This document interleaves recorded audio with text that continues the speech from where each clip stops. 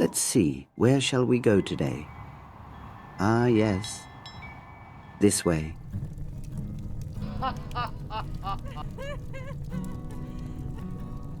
Once there was a man with thick and dappled skin who lived alone in the timeless old countryside of Orn. His hut was quiet, but alive with buzzing bees, his only companions, perhaps. Now there was a young magician who had often noticed the old man wandering the villages, trading honeycombs for bread or meat and such. The magician was intrigued with him. He'd decided somehow that this old man was not what he appeared to be. So one day, this magician stopped at the hut of the one the villagers called the Bee Man, and there he revealed his stirring thoughts, saying,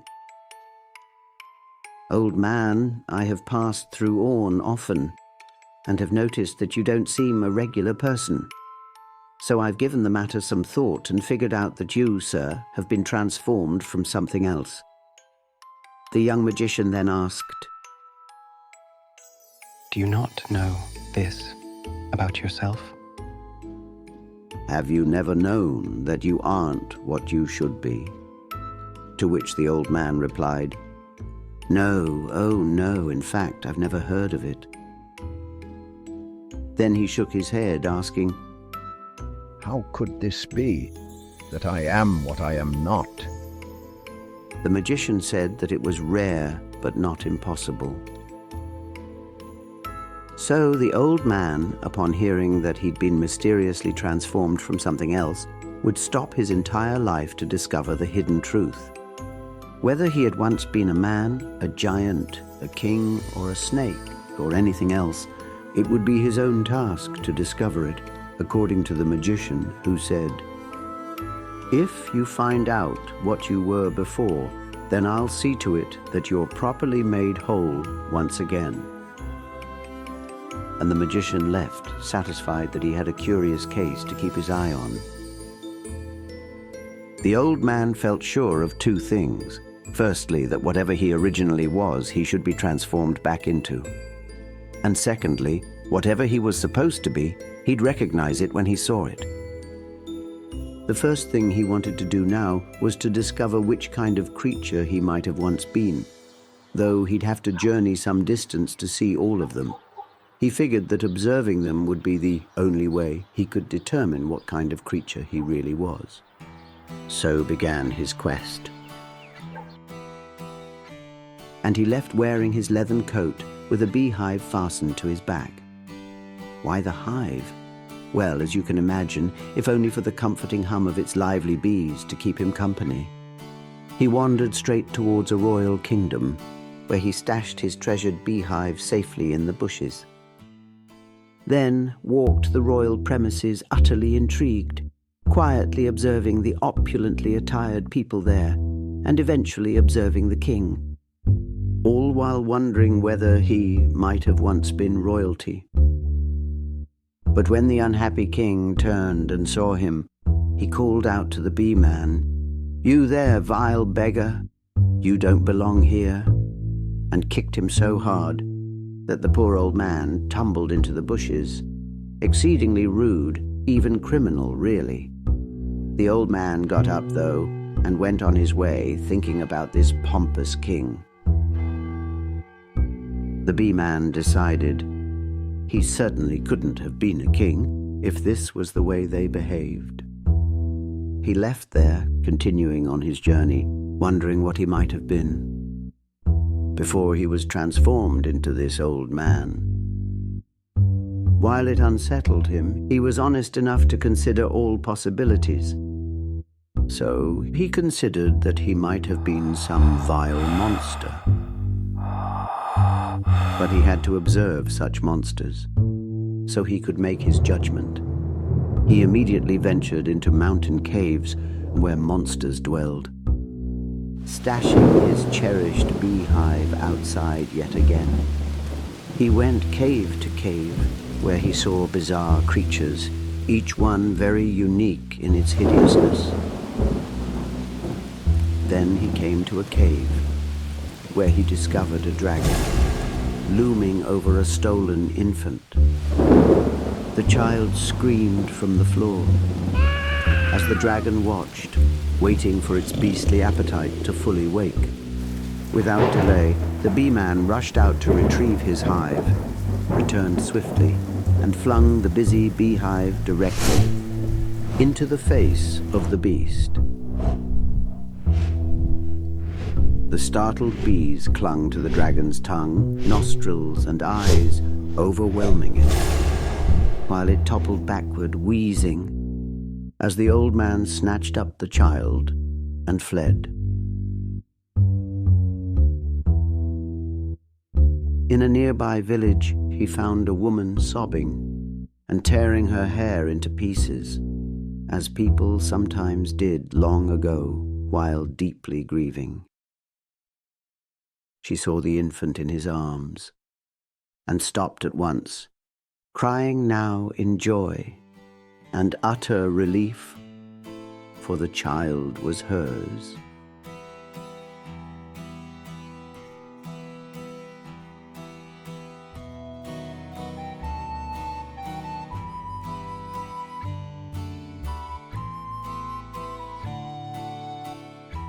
She invited him inside, and others came, to celebrate the recovery of her lost infant.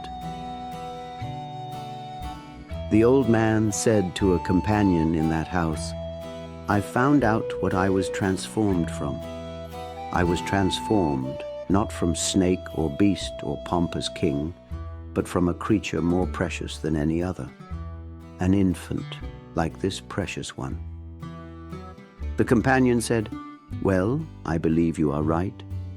Do you want to be changed back into your original form?" Yes, very much so, said the old man. The kind, energetic companion, intent on accommodating the poor old man, set out to summon the magicians and returned with them to the mother's cottage. And there, the magicians performed the rite, transforming the old bee man into an infant, helpless and small. The grateful mother, now reunited with her own child, and moved by deep appreciation and kindness, took him, as a baby, to raise. With him so tiny and helpless now, she must have gathered up his few things for him, offered to give them away, perhaps.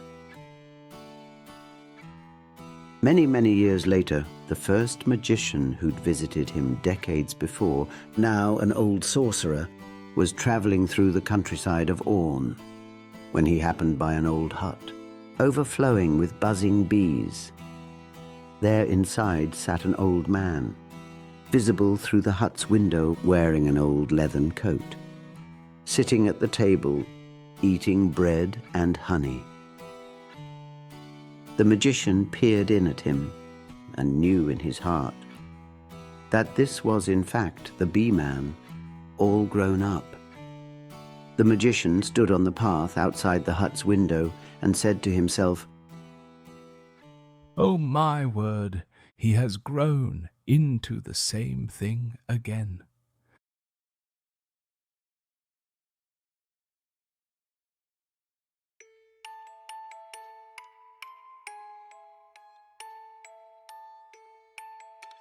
Whether the old sorcerer was shocked, disapproving, or simply confused, the bee man's return to what he was before wasn't necessarily a failure. He had reunited a lost child with her mother, an act that came not from magical identity but from instinct. Why did he do it? We can guess. But one thing's certain. He acted from who he truly was, not who the magician claimed he ought to be. This retelling was shaped for adults, because many of us have asked these same questions, especially when someone else insists we aren't who we're meant to be. The bee man's journey echoes with the experience of self-doubt, impressionability, and the search for identity. And it resonates deeply with those of us who've known a reversed magician, the kind who shows up uninvited, offers confident evaluations, and persuades us to leave a path that was already quietly working. Most of us have met that kind. maybe more than once. They approach like salesmen, claiming to understand our soul.